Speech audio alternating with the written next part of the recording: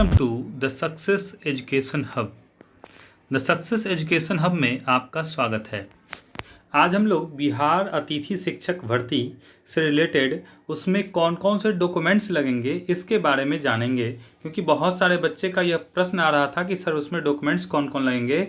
तो मैं उसी के बारे में आज यह वीडियो बना रहा हूं, क्योंकि मैंने कल सचिवालय जाकर के उसके बारे में पता किया कि कौन कौन से डॉक्यूमेंट्स उसमें लगेंगे। तो देखिए, इसमें जो लगने वाले डॉक्यूमेंट्स हैं उसके बारे में बारी बारी से मैं देख लूँ कि मैट्रिक का अंक पत्र, यानी कि मैट्रिक जो हम लोग किए थे 10वां वाला, उसका जो मार्कशीट है वो लगेगा। उसके बाद मैट्रिक का मूल प्रमाण पत्र 2 साल के बाद आता है, वो वाला मूल प्रमाण पत्र। एक होगा प्रोविजनल, एक होगा ओरिजिनल, तो ओरिजिनल सर्टिफिकेट। उसके बाद हम लोग इंटर का अंक पत्र, इंटर का क्या चीज़, अंक पत्र, यानी कि इंटर का मार्कशीट, इंटर का ओरिजिनल सर्टिफिकेट यानी कि मूल प्रमाण पत्र इंटर वाला। उसके बाद आपका स्नातक यानी कि तीसरे साल का अंक पत्र लगेगा। कौन सा ईयर का? तीसरे साल का अंक पत्र, यानी कि फाइनल ईयर जब हम लोग ग्रेजुएशन, इसको कहते हैं बीएससी वाले बच्चे ही केवल भर सकते हैं, और बीए केवल इंग्लिश वाले बच्चे, इनकी बैचलर ऑफ आर्ट वाले केवल इंग्लिश के लिए एलिजिबल हैं, और बीए वाले आपके फिजिक्स, केमिस्ट्री, मैथ्स और बॉटनी, जूलॉजी पांचों के लिए अवेलेबल है सीट। तो चलिए हम लोग देखते हैं। इंटर स्नातक का 3rd ईयर का मार्कशीट चाहिए आपको। उसके बाद आगे चलते हैं हम लोग। आगे क्या है, स्नातक का मूल प्रमाण पत्र यदि आपके पास उपलब्ध हो तो स्नातक का ओरिजिनल सर्टिफिकेट भी आप लगा दीजिए, यही आपका हो गया। उसके बाद यह पीजी, स्नातकोत्तर का मतलब होता है पीजी। क्या होता है? पीजी, पोस्ट ग्रेजुएट, या फिर एमएससी भी इसको कहते हैं हम लोग, एमएससी। तो यानी कि पीजी या एमएससी की डिग्री जिनके पास है, या एमए की डिग्री जिनके पास है, एमए केवल इंग्लिश वालों के लिए, अब बाद बाकी एमएससी सभी सब्जेक्ट के लिए। तो एमएससी की जो डिग्री है स्नातकोत्तर में 4th सेमेस्टर वाला, उसका अंक पत्र, यानी कि स्नातकोत्तर आपको पास होना चाहिए। एपियरिंग वाले, बहुत सारे बच्चे का यह कमेंट आ रहा था कि सर एपियरिंग पे भर सकते हैं कि नहीं, तो एपियरिंग वाले बच्चे जो होंगे वो नहीं भर सकते हैं, इसमें पास होना अनिवार्य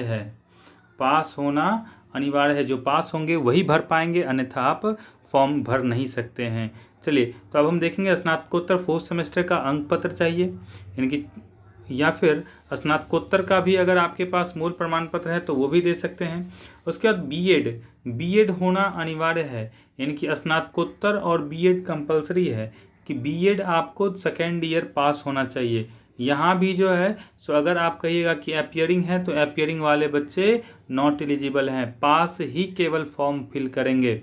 उसके बाद बीएड का मूल प्रमाण पत्र यदि आपके पास अवेलेबल हो, आपने बीएड का मूल प्रमाण पत्र यूनिवर्सिटी से निकाल लिया है, तो बीएड का मूल प्रमाण पत्र भी लगा दें।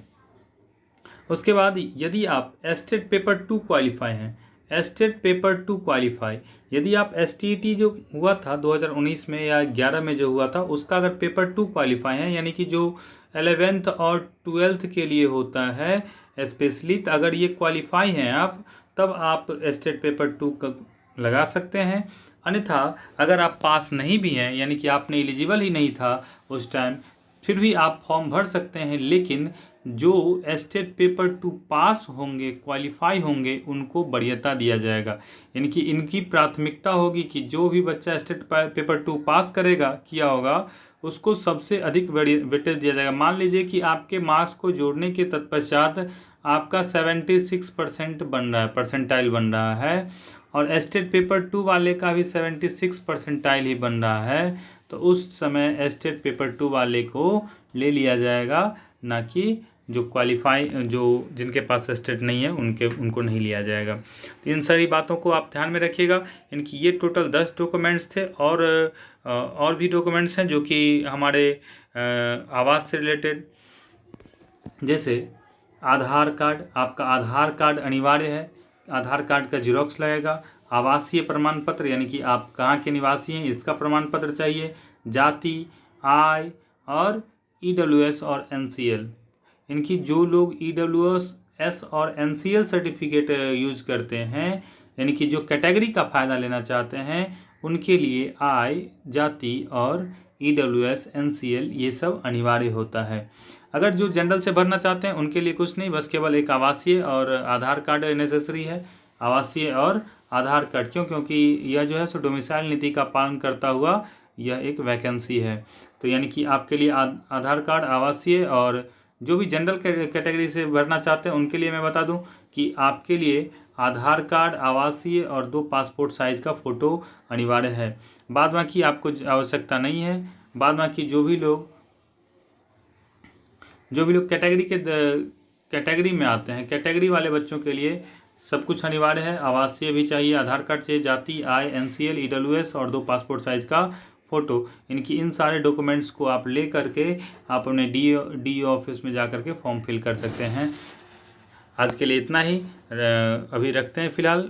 उसके बाद फॉर्म निकलने के बाद कैसे फॉर्म फिल होगा, फॉर्म कहाँ अवेलेबल होगा, इन सारे चीज़ों की विशेष जानकारी के लिए आप बने रहें हमारे साथ। चैनल को लाइक करें, सब्सक्राइब करें और बहुत बहुत धन्यवाद। मिलते हैं अगले वीडियो में अगले कुछ नई सूचनाओं को लेकर के।